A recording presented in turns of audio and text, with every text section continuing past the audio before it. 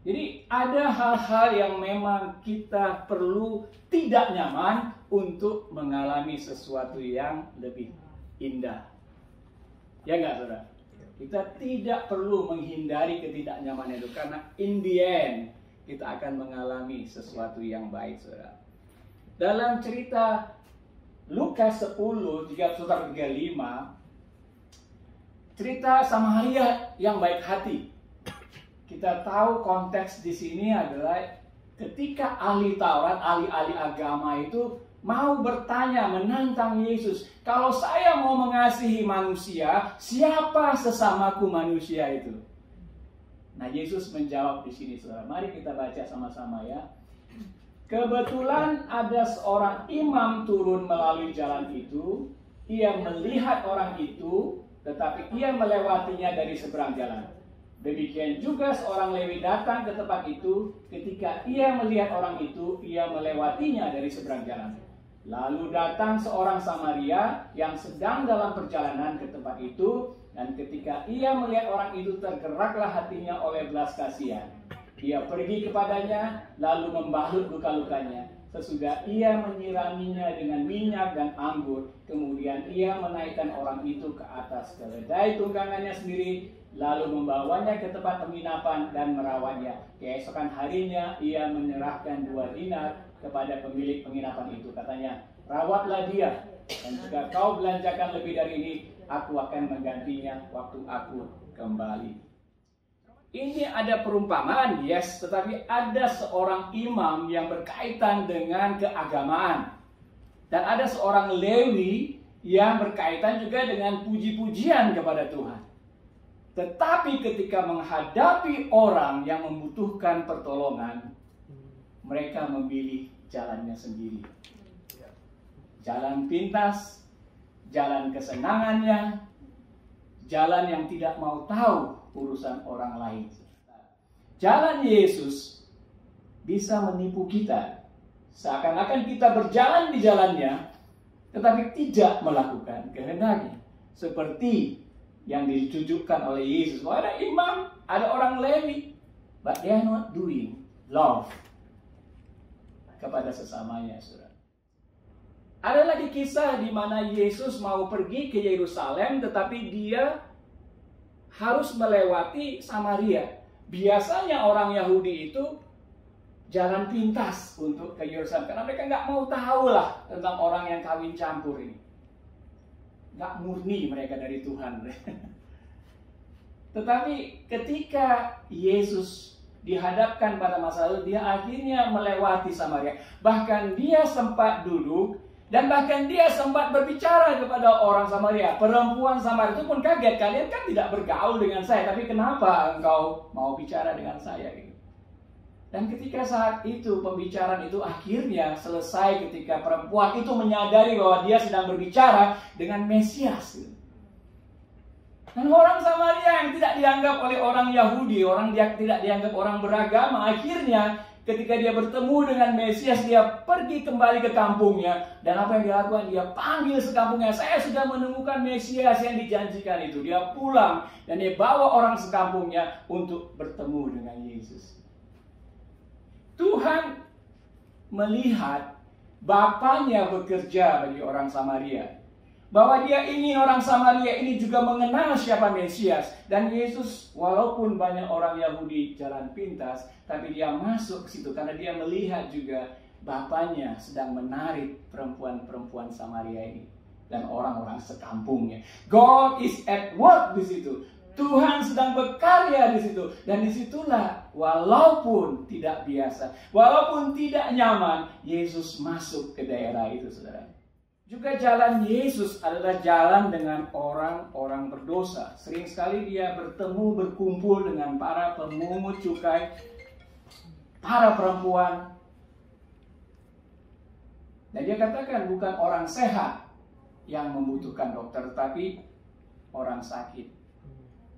Tuhan mencintai lostness ketika 99 orang benar dia tinggalkan untuk dia menemukan yang hilang itu. Saudara, di dalam Alkitab, jalan hidup, jalan itu bisa artinya jalan seperti itu, path, jalur, tapi bisa juga secara figuratif adalah gaya hidup, lifestyle. Jadi kalau kita bicara tentang jalan hidup Yesus, kita bicara tentang gaya hidup Yesus. Dan manusia diberi pilihan untuk memilih jalan-jalan seperti itu. Di Perjanjian Lama, seperti Mazmur 119, Daud mengatakan, aku hendak merenungkan titah-titahmu dan mengamat-amati jalan-jalanmu. Kemudian aku beroleh pengertian dari titah-titahmu, itulah sebabnya aku benci segala jalan dusta. Ada jalan-jalan kebenaran, ada jalan dusta. Kemudian Amsal 15 ayat 10, didikan yang keras adalah bagi orang yang meninggalkan jalan yang benar. Dan siapa yang benci kepada teguran akan mati. Sebenarnya Tuhan memberikan pilihan kepada kita, saudara, untuk memilih jalan seperti apa yang kita mau lalui.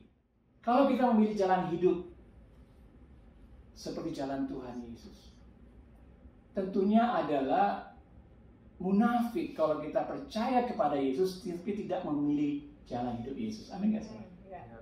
Munafik. Kenapa? Karena Yesus juga tidak akan mengajarkan kepada kita, percaya saya tapi gak usah ikut cara saya. Enggak seperti itu, saudara. Nah, saudara, God is at work pada zaman ini. Dan kesempatan bagi kita di jemaat ini, jemaat Indonesia, untuk ayo lihat kembali, kita mau jalan Tuhan Yesus, atau kita mau jalan kita sendiri, atau kita mau jalan komunitas kita, atau jalan gereja. Ada 3 macam jalan ini. Kita mau masuk ke jalan Tuhan, kita harus menyejajarkan. Benar nggak perkataan itu? Benar nggak perkataan itu? Menyejajarkan, memparalelkan, alignment dengan jalan Tuhan. Kita mungkin pakai jalanku sendiri, berbuat baik, orang Kristen yang baik dan sebagainya. Dan kemudian kalau kita punya masalah, biasanya kita minta apa? Tuhan, jalanku dong, tolong saya. Tapi saya berada di jalanku sendiri. Kita sedang mengikuti kesesatan sebenarnya seperti itu ya. Karena kita mengundang Tuhan beracara di jalan kita gitu. Demikian juga jalan komunitas kita, hadirlah Tuhan, tapi komunitas ini tidak melakukan kehendak Tuhan gitu. Kita berbohong, saudara. Kita perlu alignment. Jalan komunitas kita juga perlu ada perubahan. Tetapi sesuai dengan jalan Tuhan Yesus dan juga Alkitab.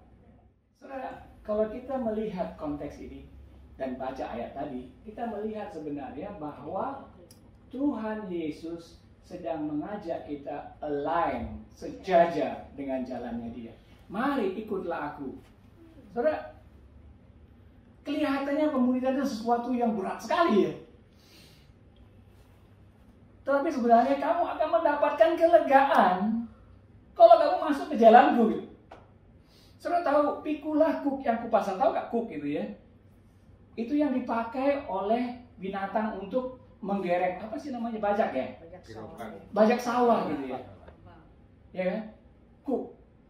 Nah, itu kuk itu harus berpasangan gitu. Ketika Yesus mengatakan pikulah kuk yang kupasang, itu aku beserta dengan kamu. Aku mau pair gitu. Aku mau berpasangan dengan kamu. Ketika Dia mengajak kita, mari ikutlah aku. Ayo, kamu jangan di jalanmu saja. Aku mau kamu di jalanku gitu. Dan aku akan memberikan kepada kamu kelegaan karena bebannya ikut jalan Tuhan itu jalan yang ringan. Kisah para rasul juga dikatakan kitab Roh Kudus. Ada pekerjaan murid, tapi selalu ada pekerjaan Roh Kudus. Berpasangan dengan Roh Kudus. Kalau kita melakukan sendiri, saudara, nothing we can do. Nah, ini ajakan kepada kita semua. Maka kita akan say yes to Jesus. Amin? Yes to Jesus. Apapun beban berat yang akan kita tanggung, Yesus bersama dengan kita. Kalau kita pilih hanya jalan kita, saudara, we just ask Jesus, come to my way. What is your way? Kamu akan tetap mengalami kesulitan-kesulitan. Tetapi whatever yang kamu hadapi, kalau aku berpegangan atau berpasangan dengan engkau, disitulah kamu akan mengalami kelegaan. Nah, dia yang menanggung.